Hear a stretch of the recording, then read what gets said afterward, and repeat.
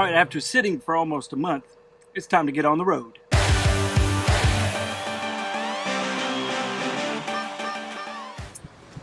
Of course, our first stop has to be Buc-ee's. It's law. You can't pass them. You have to stop.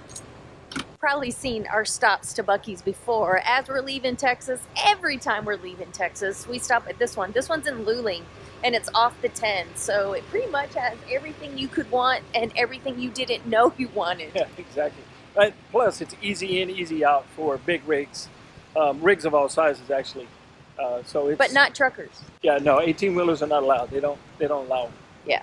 But there's a ton of buses here, tour buses, but they just left. Yeah, and they always RVs. have the cleanest bathrooms and the best brisket tacos. So anywhere you stop somewhere to park, you always have to be wary because at any time somebody can block you in, which is what just happened here at Buc-ee's. So there is a huge row where this guy could have parked, but he parked right on top of us. And since we have the flat toe, we can't really back up. So we are at the mercy of when he's going to be done in the store. Not much we can do about it, but wait. After spending a month in San Antonio, knocking out medical appointments and visiting friends, we decided it was time to get our butts back on the road. We drove about 400 miles, which was about 8 hours on the road yesterday. We ended up here just outside Lafayette, Louisiana, at a sweet boondockers welcome spot. While we were in San Antonio, we did get to hang out with friends of ours, Matt and Diana from Adventurous Way.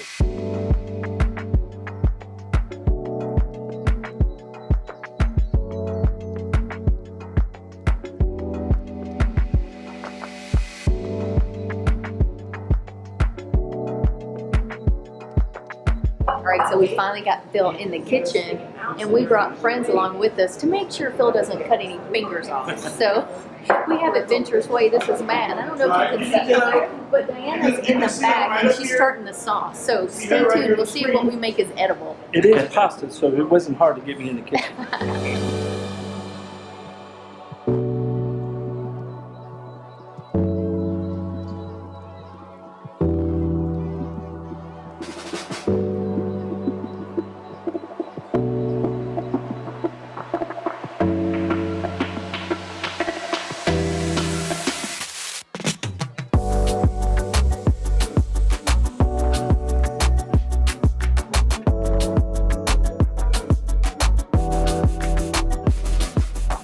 So Phil, are you a better cook yet? Not yet, but I'm getting there.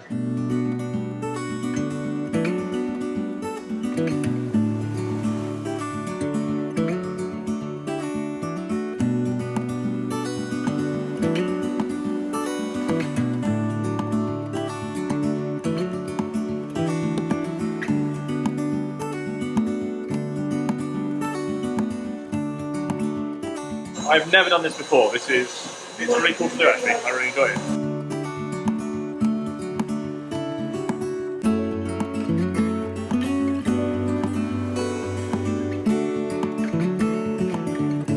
I'm thinking this is a lot of work. It's a lot of steps. Diana challenged me the other day to find a recipe of broccoli that she would actually eat. And I think broccoli with sausage has got to fill it up.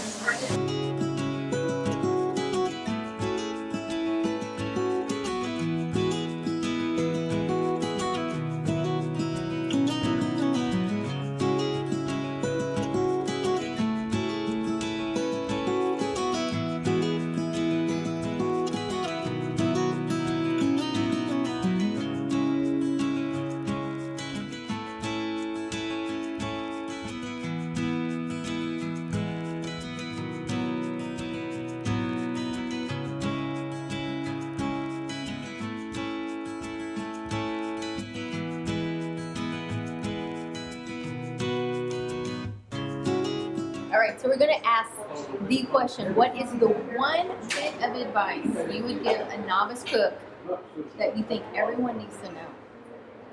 Especially Phil. He's the number one person. So what do you think he needs to know about cooking? Whenever you are sauteing your food in a skillet, whether it's seafood or chicken, the most important thing is making sure that skillet is hot.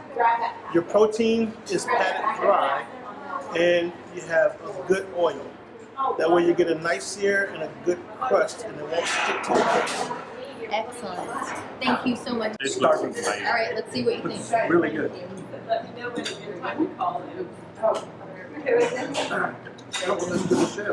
Meatballs are really good. How about the lasagna? There's extra sauce if you're looking for that. Not good. That is good. So does that mean you're making that at home? Sure. So you have to know what Phil learned today in class. I need to pace myself when I'm cooking and not eat while I'm cooking. That's He what I had learned. about 12 of those little puff pastries while he was cooking them. But they're so good. They were good. And the quality was good at the end, right? Like They after were. all that testing. And well, Diana put extra chocolate in them, so I had to eat them. So all in all, what do you guys think? Would you do it again? Totally. I would do it again, yes. Well, we know you would because Yeah. it's your third time. Yeah, it's my third time, and it's always good fun, and I always learn new things. Yeah. It was a lot of fun. We really enjoyed it. And so the we, meal was really good. Yeah. Of course. Phil even cooked it, and it was still good. And the best part, no dishes for me. We are closing up the rig, getting ready to hit the road again. After 2 days at this awesome Boondockers Welcome location near Lafayette, Louisiana. Really nice folks. They do offer water and some electric too if you need it, but we didn't need it. So if you haven't joined Boondockers Welcome, it's an excellent opportunity to skip. As in our case, it would have been a casino under a bridge. So goal today for departure was 8 o'clock. What time is it? 8:17. So for us, that's pretty good. Yeah, way good. Especially since I did not want to get out of bed this morning, so. It was her fault. I tried. I even got up, started the coffee pot early, turned the gas water heater on. I didn't sleep good last night, but we're up, we're moving, and it's time to hit the road. Lazy bones. We are parked somewhere along the freeway in Florida. We finally made it to Florida. This is stop number 3. Our second stop, we stopped at a rest stop to give Phil some lunch, because you got to feed the bear, right? You got to keep the driver alert, so I had to eat. Yes, he has to have a full tummy, although not too full, because he'll No. get sleepy. Yes. But we got to keep him fed and watered. In no particular order. Yeah. And now, of course, with this stop, what does Phil want? He's got to get in the groove. So, yeah. So we'll give him a little snack to keep him going. We only have about an hour and a half left. Only. We've been driving for 8 hours. Yeah, it's another long day, but we're on a mission. We are headed somewhere to get something installed. We're not telling you our secrets yet, so you will need to stay tuned probably for maybe the next video or maybe one after to see what we're getting installed while we're in Florida. We made it here last night after, what, about 8 hours? Another long 8-hour drive. And I love it here. This park is awesome. We're going to show you around a little bit of it today, but we're only here for 2 nights, so we don't have a ton of time, and I'm really bummed about that. Yeah, we came in last night right before it got dark and set up, and the little bit that we saw, we were like, man, we could stay here a little bit longer. Yeah. It is, again, Grayton Beach State Park. It's only $22 a night, and it's full hookup, so you can't really beat that. And the No. beach literally is right there, so it's really cool. Yeah, so we're going to go explore a little bit, walk down to the water through the trail that's behind our site here. So we'll show you a little bit about that. Yeah. Oh, and one of the things I really love about this place is you feel all secluded. We're like tucked in here, and we'll of course show you the site itself, but you're tucked in. You can't see anybody or hear anybody else. You're in your own little world. Yeah, it's pretty nice.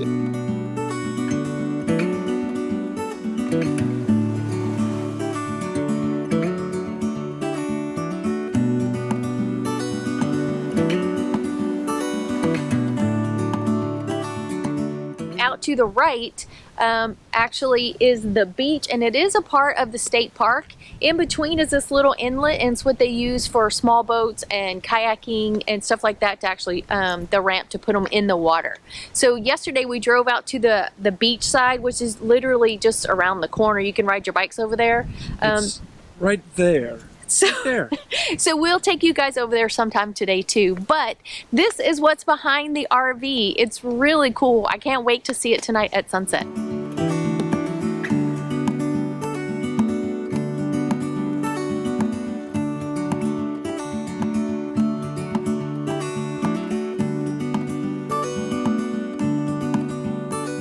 This morning when we were out exploring, we noticed that right outside the state park, all down through this little town, is a bike path.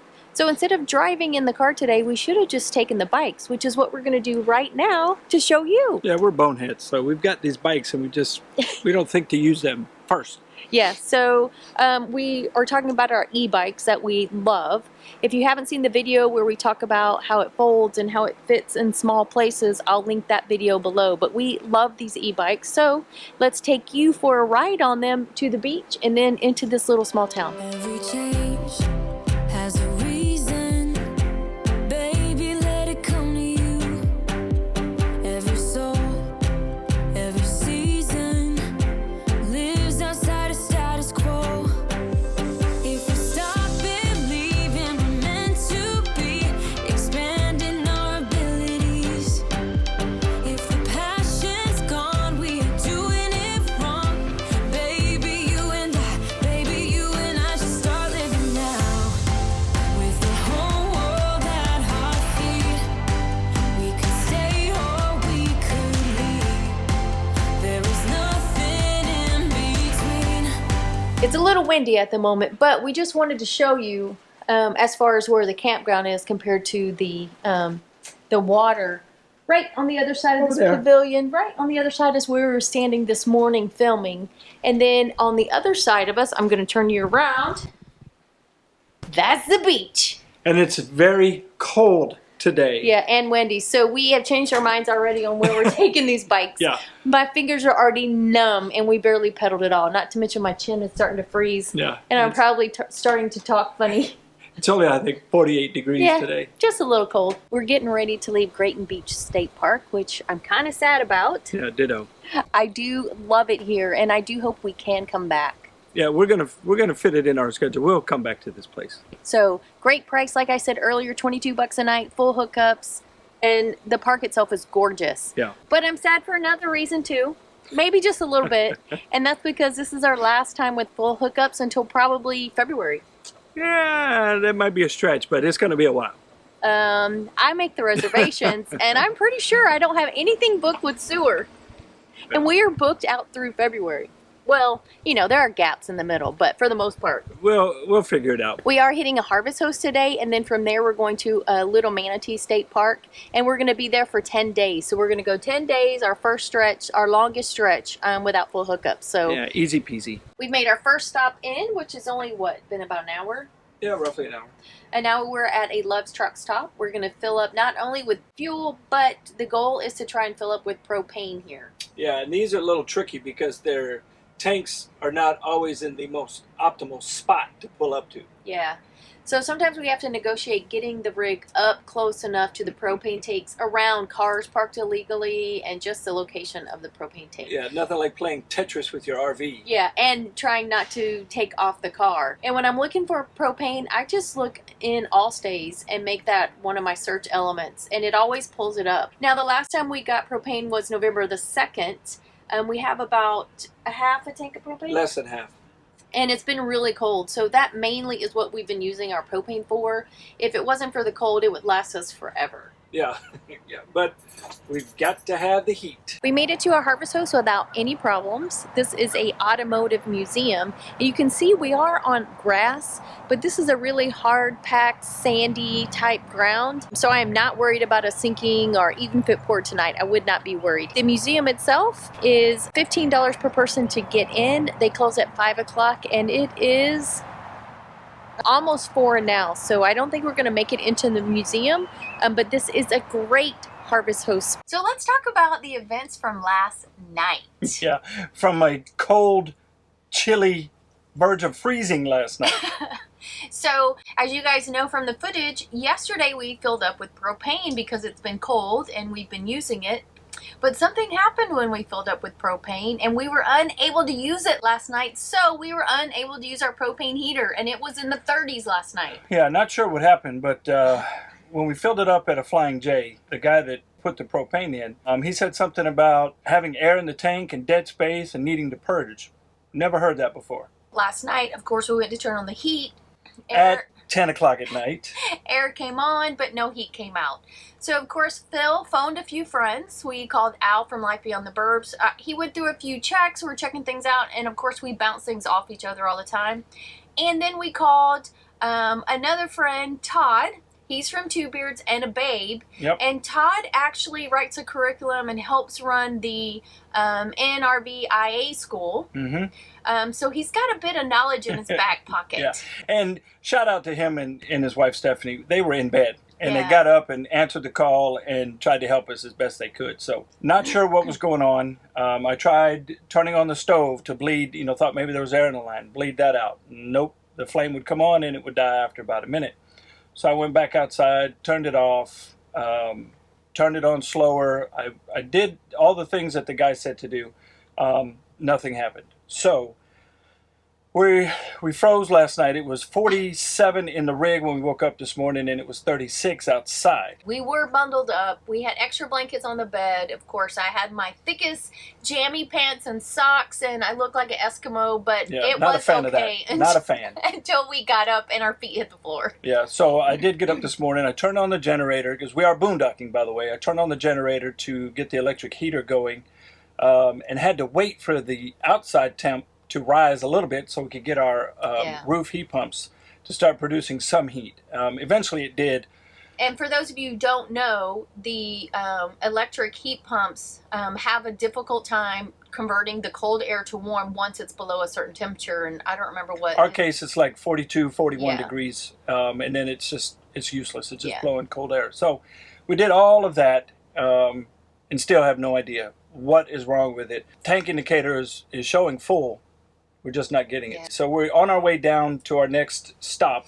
We're going to find a propane place and see if they can give us any kind of tip. One other thing to remember is when you're on the generator, you can't use everything in the RV, which I failed to think about. We had both heat pumps on. We had the fireplace running, and then I decided to use the microwave. So the generator can only give us so much power. So of course I tripped the breaker. Yeah, on the generator. So we had to go out and flip it. So on to a propane place. An update on where we are with our propane issue from yesterday or last night. So today we were leaving, and we had a plan that we were going to try to stop at a propane place to see if they could help us figure out or troubleshoot. No technicians available. We made it to our state park, though. I turned the propane, or opened up the propane valve, went inside and turned on the stove to see how long the flame would run, and then go from there. Well, the flame stayed on. It didn't go out like it did last night 2 or 3 times. So then I turned on the propane heater just to see, and bam, it got hot right away. So I don't know if it just fixed itself driving down the road, it bounced around, it settled, it did whatever it needed to do, but we're cooking with gas, dare I say. I don't know what the issue was, but it seems to have fixed itself. If anybody has had a similar propane experience, comment down below and let us know what it was that caused your issue and or what fixed your issue, because we still haven't figured out what caused it. It's been working fine ever since. We just still don't know. And thankfully we haven't froze to death since. Yeah, that's right. One night of freezing was all we needed. So our next thing we wanted to tell you about, and actually thank you for, is all the positive responses and all the donations to the Fisher House. We really had a great time with our little Army-Navy spar that we had going on. And we've collected way more than our goal. Our goal was $2,000 for the Fisher House. We are almost at $4,000. And you can help us go over the ledge to $4,000. Now, in order for more people to see this video and possibly get more donations to this Fisher House, if you could hit the like button right now and hashtag Fisher House in the comments. YouTube likes the engagement between the content creator and the subscribers or the viewers. So, almost as much as we like the engagement that you guys provide us. So by doing those two things will help YouTube show the video more and get it in front of more people, and they may or may not click on it, but it'll give them the opportunity. Right. So every little bit will help. And I will put the link to directly donate to the Fisher House if you haven't done so already. Even just $5, if a bunch of people got together and donated, it would really put us over the edge. Right. Let's move on to a little tidbit about how we handle healthcare on the road, because every time we talk about it, we get a ton of questions. So we figured this time we'll answer them ahead of time. So the number one thing is, don't get sick. Right, if only it's so easy. No, we have the retired military health care. So we have TRICARE Select, Yep. and that's what we fall under. And we go back to San Antonio every 6 or 7 months or so for our doctor's appointments. Yes. Now, if you're healthy and you just need annual checkups, then you would only have to go back once a year. But as many of you know, Phil gets injections in his back and his knee about every 6 months, so we have to go back every 6 months. Right. Now, we also use Walgreens for our prescriptions. Walgreens is contracted with the military. We make sure we pick up 90-day prescriptions, and if we run out, we can pick it up at any Walgreens throughout the country. Now, that being said, if you have a narcotic, you may not be able to transfer your meds over from Walgreens or pharmacy to pharmacy. So make sure you check on your specific prescription. Great point. That is a great point. Now, I know a lot of you worry about having a medical crisis on the road, but I did want to let you know that people have a medical crisis while full-timing all the time, and they work through it just like they would in a sticks and bricks. We have a friend who found out she had breast cancer. She just stayed in a location during her surgery and her treatment, and once she recovers, she'll be on the road again. Nope. We also knew people who have gotten knee replacements, who've had broken legs and was in a wheelchair because they couldn't walk on it at all for, up to 4 to 6 months at a time. So even though you are in an RV, you can still sit somewhere for a monthly rate until you recover from whatever crisis or medical illness that you have. It's Yeah. not impossible. No, and fingers crossed, never comes down to that. Yes. Yeah. Now, if you're not on the road yet, or if you are on the road and you're worried about healthcare or you need to find new medical coverage, the Road Life Project has a group health plan. When I say group, it's just like if you're working for a company, it's a group plan, and it does allow you to go state to state. So if you need medical coverage, I'll put that link below, and you can find out more about the policy through the Road Life Project. Right. We hope to meet you on the road at the Tampa RV Super Show. Yes, we're really excited about it. We are going to be at 2 booths at the Tampa show. We're going to be with GasStop, which you'll find under Diversified Power. Yep. And we're going to be with RV Trip Wizard. And if you look right here, I'm going to put the dates and times so you'll know where to find us. I'm also going to put it on all of our social media, and we'll keep reminding you guys right before the show. We are really, really excited to meet you guys. Yeah, absolutely. Your next opportunity to not just meet us, but hang out with us is at the Our Village Rally. So let us know if you're going and if we're going to get to see you there. We're really excited about the rally. I've heard the place we're going to, the park, is amazing, and they have music every night, and it's going to be super fun, and we actually have our first speaking gig there, so we're pretty excited about it. Yeah. We should probably get started on writing that, right? About that. Yeah, we probably should. Until then, make sure you head over to todayissomeday.net and check out our blog. I have been blogging my adventures as I try to lose my full-time 15. It is a struggle, and I am posting my wins and my losses, so go on over and check out my journey and comment and join in and let me know what your goals are for health and fitness. Struggle is real. It is real. So thanks for watching. Make sure you hit that subscribe button. Give us a thumbs up and hit the notification bell. And we hopefully will see you on the road.